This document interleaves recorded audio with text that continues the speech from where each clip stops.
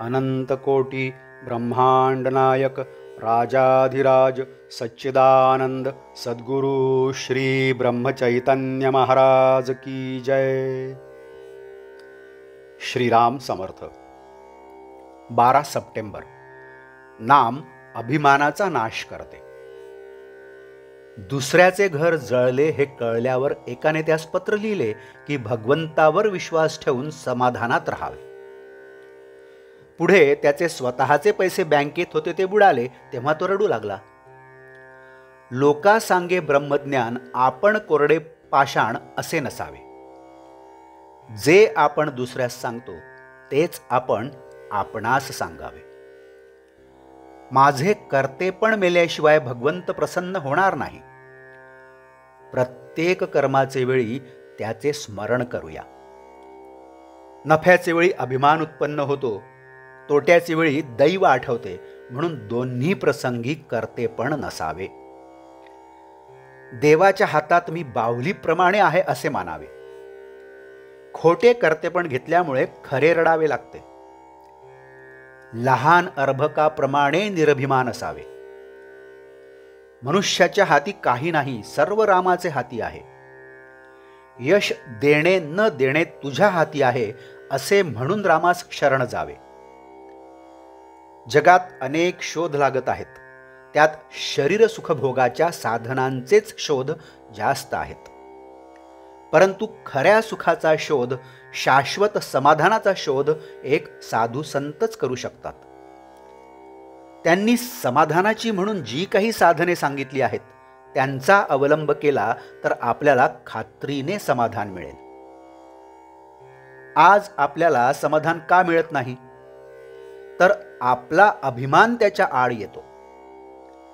कर्म करीत असताना किंवा केल्यावर त्याबद्दल अभिमान झाला नाही तर आपल्याला भगवंताचे प्रेम लागून समाधानाची प्राप्ती होईल यात शंका नाही। किती साध्या गोष्टीत आपला अभिमान डोकेवर काढीत असतो पहा।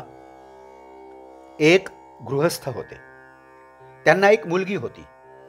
ती वयात आली, दिसायला ती साधारण बरी होती, जवळ पैसाही होता।